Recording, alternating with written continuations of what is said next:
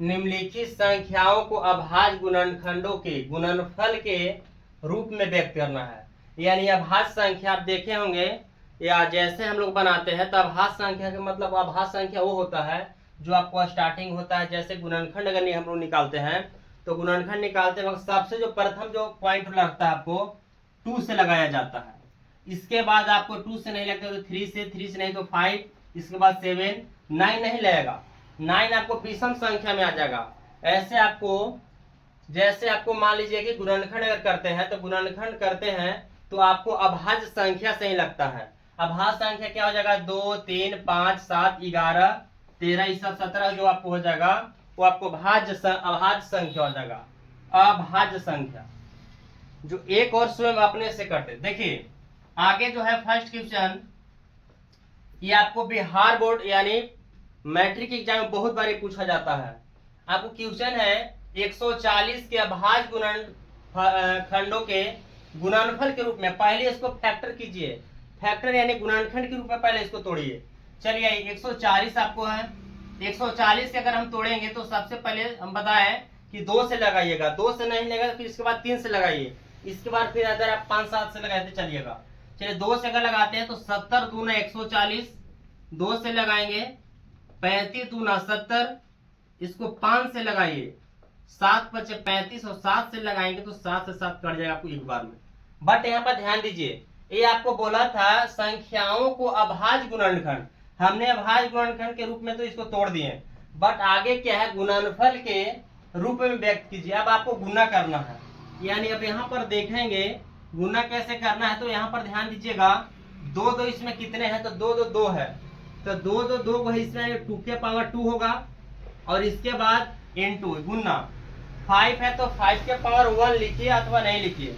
यानी 5 एक है तो अपने आप में 5 के पावर 1 रहता है, 7 है तो गुने 7 हो जाएगा। ये आपको हो 140 का जो हो जाएगा गुणनखंड के रूप में गुणनफल 2 के पावर 2 गुने 5 गुने 7। आगे देखिए सेकंड क्वेश्चन, सेकंड है 156 का। आप 156 के भी अगर तोड़ेंगे हम लोग 2 से अगर तोड़ेंगे 7 दूना 14, 8 दूना 16 तो टूटेगा नहीं आपको, 7 दूना 14 एक बचेगा 16, 8 दूना के 16, 2 से तोड़िए 39 दूना 78, इसको फिर लगाइए आप 3 से 33 या 39, 13 से लगाइए 13 से 13 एक बार में कट जाएगा। अब आगे जो इसको लिखना है गुणनफल के रूप में व्यक्त कीजिए। तो 2 2 क्या है 2 आपको है, 2 के पावर 2 और 3 का है 1 और 13 आपको एक ही है, यानी ये आपको आंसर हो गया। इसी तरह 38 यानी 3825 को हम लोग के तोड़ना है तो 3 38 2 5। अब इसको तोड़िए, सबसे पहले तो हम बोले कि 2 से टूटेगा नहीं, लास्ट में आपको सम संख्या है नहीं। चलिए इसको 3 से देखिए 32 36 और 2 यानी 3 से टूट जाएगा आपको। यहाँ पर 3 एकम 1, 8 से 3 दूना 6, 2 आएगा 22, 3 से 21, 22 में से किसका 1 बचेगा 15, 5 15। अब इसको फिर लगाइए आप 3 से 4 12 25 75 यानी 425 आया। और देखिए कटेगा क्या 3 से नहीं कटेगा। आप लगाइए 3 से अगर नहीं लग रहा है तो 5 से लगाइए, 5 से लगाएंगे तो 8 पचे 40 बचे हैं 25, फिर 5 से लगाइए आप 17 पचे 85, 17 से 17 काट जाएगा आपको 1 बार में। अब यहाँ पर देखिएगा आगे लिखना है गुणनफल के रूप में लिखें।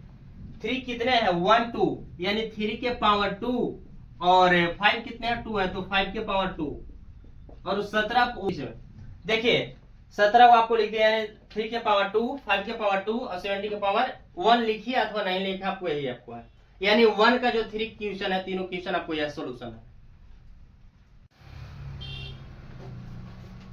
नेक्स्ट क्वेश्चन है, नेक्स्ट क्वेश्चन आपको 5 यानी 5005। अब यहाँ देखिएगा 5000 आपको 5 है, इसको भी वही करना अभाज्य गुणनखंड के गुणनफल के रूप में। चलिए इसको भी हम लोग फैक्टर करेंगे, तोड़िए आप लोग 5005 है, 5 से लगाइए 3 से देखिए 16 48 2 3 से 3 6 18 2 नहीं कटेगा, ये 3 से आपको नहीं कटेगा यानी ओनली आप 5 से लगाइए, 5 से लगाएंगे 1001।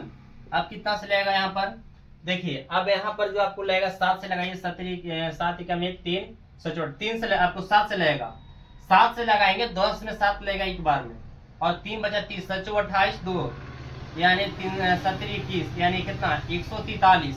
अब आप लगाइए इसको 11 से। 11 से अगर हम लोग इसको लगाएंगे तो 14 में आपको 11 एक बार में लगेगा, 14 में से 11 3 33, 11 3 33। और 13 से लगाएंगे तो 13 से 13 आपको कट जाएगा यानी 1 बार में।